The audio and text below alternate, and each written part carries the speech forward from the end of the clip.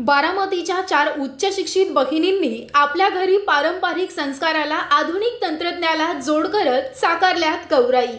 गणपतीनंतर घराघरात गौराईचं आगमन झालं। पारंपरिक संस्काराला आधुनिक तंत्रज्ञानाचा संगम गौराईच्या माध्यमातून बारामती तालुक्यातील झारगडवाडी गावातील उच्च शिक्षित असलेल्या 4 भगिनींनी 4 वेगवेगळ्या गौराई साकारल्यात। मोठी बहीण शिक्षिका त्या पद्धतीची गौराई बसवली, दुसरी बहीण फूड टेक्नॉलॉजी कंपनीत प्रोडक्शन मॅनेजर आहे अशी दुसरी गौराई फूड टेक्नॉलॉजी मधील गौराई बसवली, तर तिसरी बहीण UPSC ची तयारी करत आहे, यामुळे तिसरी गौराई ही IAS ची तयारी करतानाची बसवली, तर चौथी बहीण सिव्हिल इंजिनिअरिंगचं शिक्षण घेते, तर यामुळे चौथी गौराई आहे ते बांधकाम साइटवर सिव्हिल इंजिनिअरिंगचं मोजमाप करतानाची बसवली। अशा पद्धतीनं उच्च शिक्षित असलेल्या बारामतीच्या या 4 बहिणींच्या संकल्पनेतून आपल्या घरी गौराई बसवल्यात आणि त्यांनी दाखवून दिलं की गौराई म्हणजे फक्त पूजा अर्चना नव्हे, तर समाजाच्या प्रगतीसाठी ज्ञान, कौशल्य आणि संस्काराचा दिवा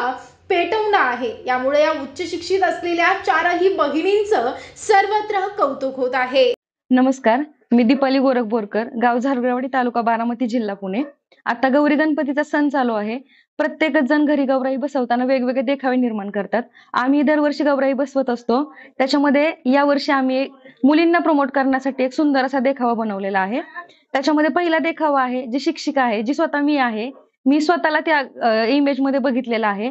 माझा स्वतःचा कॉम्रेड MPSC मेंटॉर म्हणून क्लास आहे आणि मी त्या गौराईमध्ये एक स्त्री, एक मुलगी, एक शिक्षिका इतर मुलांना शिकवतानाचा देखावा सादर केलेला आहे। दुसरा जो देखावा आहे तो आहे फूड टेक्नॉलॉजीचा। माझी बहीण फूड इंडस्ट्रीमध्ये जॉब करते आणि आता प्रदूषणाचं प्रमाण भरपूर वाढलेलं आहे। रसायनांचा भरपूर वापर अन्न पदार्थामध्ये केला जातो, तर कुठेतरी एक पाऊल सेंद्रिय शेतीकडे किंवा ऑर्गॅनिक प्रोडक्टकडे असावं यासाठी ती कंपनीमध्ये काम करत असते। तो आमचा दुसरा देखावा आहे। तिसरा देखावा आहे कलेक्टर ऑफिसर आहे। त्याच्यामध्ये UPSC चे प्रिपरेशन करते माझी बहीण, तिचं स्वप्न आहे तिला IAS बनायचं आहे आणि त्यासाठीचा आम्ही तो देखावा उभा केलाय। चौथा देखावा आहे ज्याच्यामध्ये एक सिव्हिल इंजिनियर आहे। म्हणजे मुलींचा सिव्हिल क्षेत्राकडे जाण्याचा कल खूपच कमी असतो किंवा त्यांना त्या क्षेत्रामध्ये प्रमोट केलं जात नाही, तर कुठेतरी मुलींसाठी पण ते क्षेत्र आहे या दाखवण्यासाठी आम्ही तो सिव्हिल इंजिनिअरिंगचा एक देखावा निर्माण केलेला आहे। तर मला हे सगळ्यातून एकच सांगायचंय की आम्ही 4घी बहिणी आहोत। आम्ही उत्तम पद्धतीचं शिक्षण घेतलेलं आहे, उत्तम पद्धतीचं आम्ही जॉब करत आहोत। तर समाजातील प्रत्येकच व्यक्तीने स्वतःच्या मुलींना शिकवलं पाहिजे, स्वतःच्या मुलींना पायावरती उभा केलं पाहिजे आणि मुलींचा आधार बनलं पाहिजे।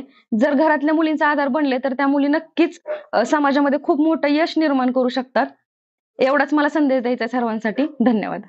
परिसरातील विश्वसनीय व ताज्या घडामोडींसाठी बारामती टाइम्सचे YouTube चॅनेल लाईक करा, सबस्क्राइब करा आणि शेअर करा।